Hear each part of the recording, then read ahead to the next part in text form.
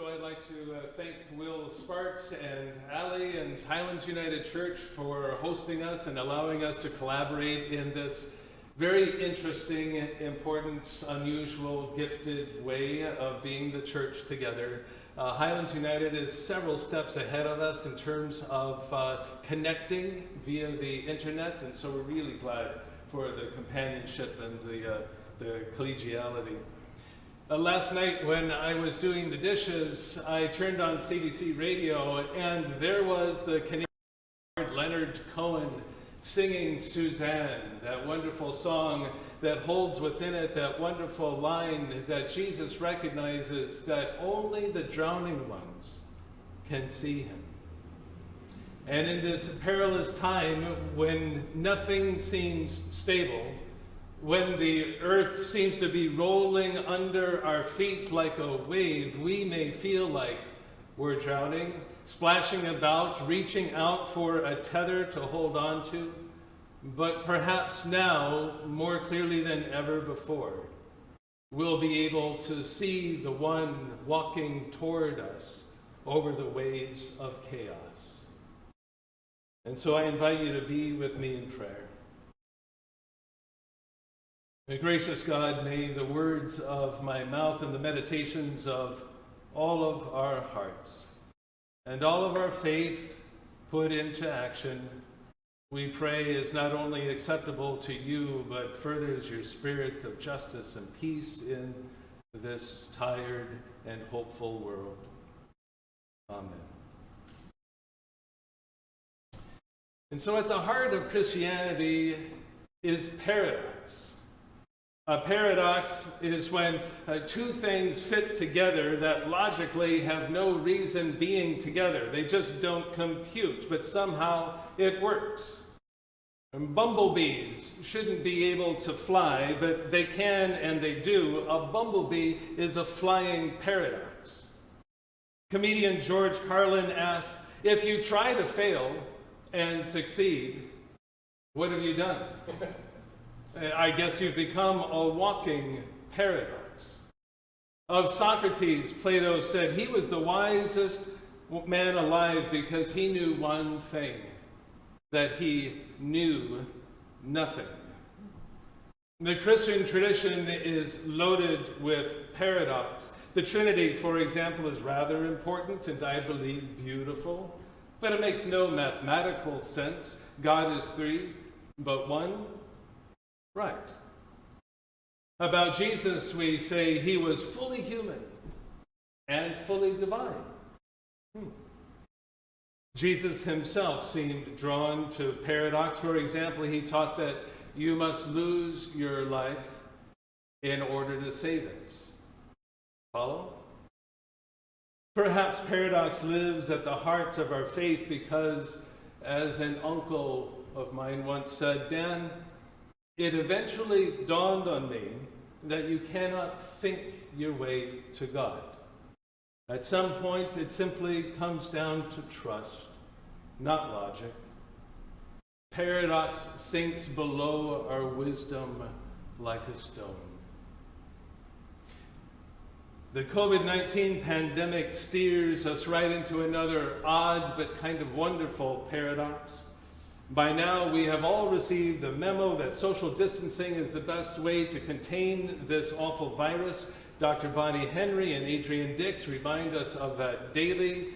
And though it's not easy, most of us are doing our part to self-isolate, and when we do come together, we remain a healthy minimum of 1 meter apart, as those of us are doing today. And yet, while apart, while the city and economy is shutting down, while many in the world feel as if life as we know it is coming apart at the seams, we are together. We're realizing again the many ways we belong to one another.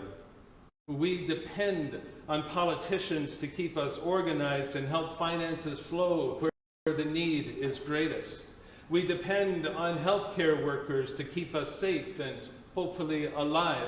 We depend on grocery store workers to keep the shelves stocked so that we can feed ourselves and our families. We depend on medical researchers to develop a vaccine, we hope and pray. We depend on industries to adapt, to bring us what is needed, such as the auto parts factory that is now making ventilators, or the distilleries that are now making hand sanitizers instead of beer or gin, and no, you cannot drink it.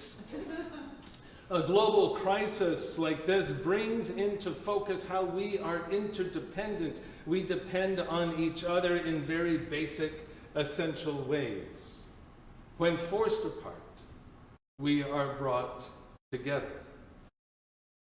And we see this in the many ways we reach out to family and friends with phone calls, handwritten notes, FaceTime, Skype, Instagram, Facebook, Zoom, emails, and on and on. And though apart, we're brought together in creative, compassionate ways with inspirational poems and humorous memes, tweets, and various posts that have been zipping around the internet, and importantly, a society that's mobilizing to reach out to those in greatest need. And through the discipline of staying apart, we discover anew with fresh appreciation the many ways we are together. We're in this together, and our collective action brings us together even when apart. The new creed of the United Church of Canada begins and ends with the affirmation, we are not alone. That's true on at least two levels when it comes to this pilgrimage through this beautiful and broken world of cutting violence and greed, and yet enough tenderness and compassion, beauty and delight to make a grown man weep. We are not alone. We're in this together. And you and I become a we. And on another level, we're not alone because the paradoxical three-in-one God is with us. Christ shines as a light within us. The Spirit breathes through us. And every plodding step of the way an abiding love embraces us. In his letter to the early Christian community in Rome, Paul wrote a phrase that really captured my attention. Do not be conformed to this world, but be transformed by the renewing of your minds, so that you may discern what is the will of God, what is good and acceptable and perfect. Well, the fledgling Christian church in Rome had their own challenges to deal with. Insane Roman emperors and an empire determined to extinguish them faster than you can say novel COVID virus. Novel coronavirus. In our pandemic-shaped context, what does it mean to be conformed to the world? Well, many things, I think, but here's one. Being conformed to the world means that when this pandemic hits, we panic.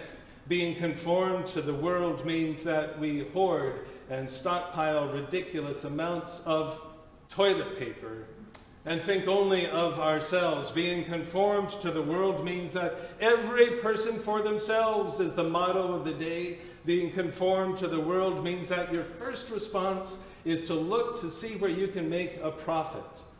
And if that means wiping out the stores of hand sanitizer so that you can sell it for a profit online, well, then you do it.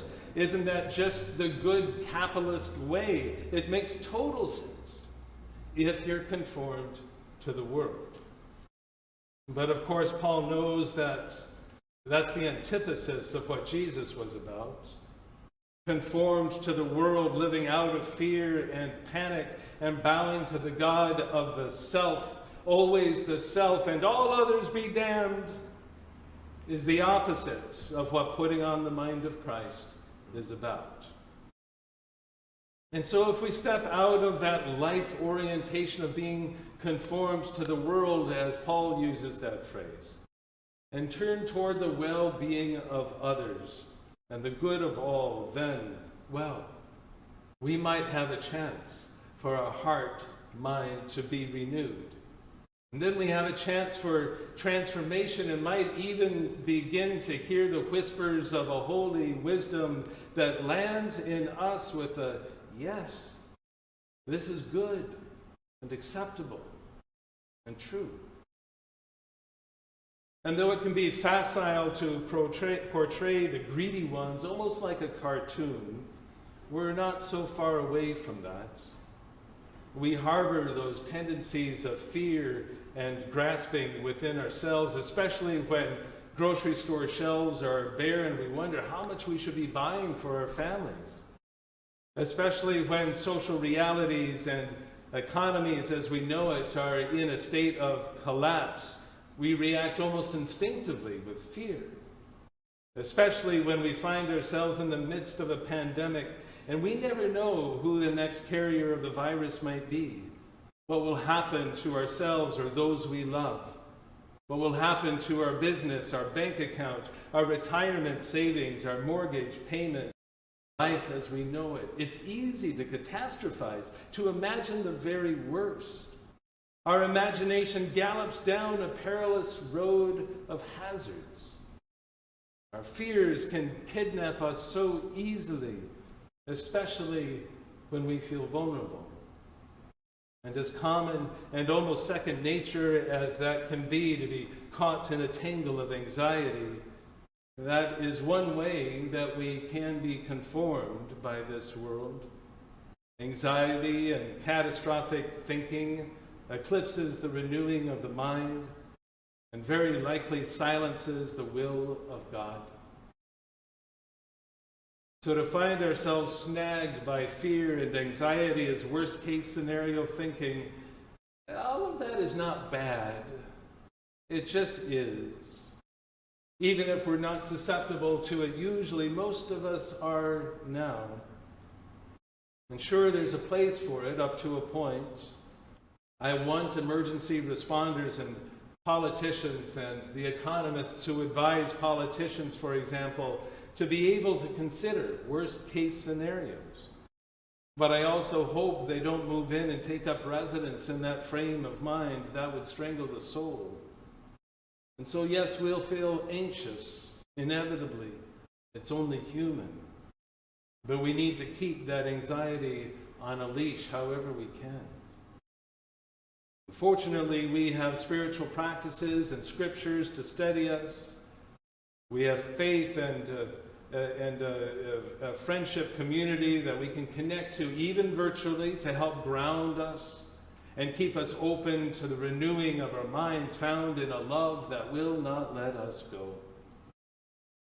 In a time of crisis, sometimes the renewing of one's mind comes in very simple ways, like a fragment of scripture or a poem that helps shift our perspective, reel in the tendency to walk miles into our own imagined catastrophic future, and brings us back to the now, this moment, this breath, these people, which is really all that we have now and is itself gift and grace. One of the thoughtful poems I received this week came from 3 different people in a matter of just 2 days. It's a poem by Lynn Unger called Pandemic.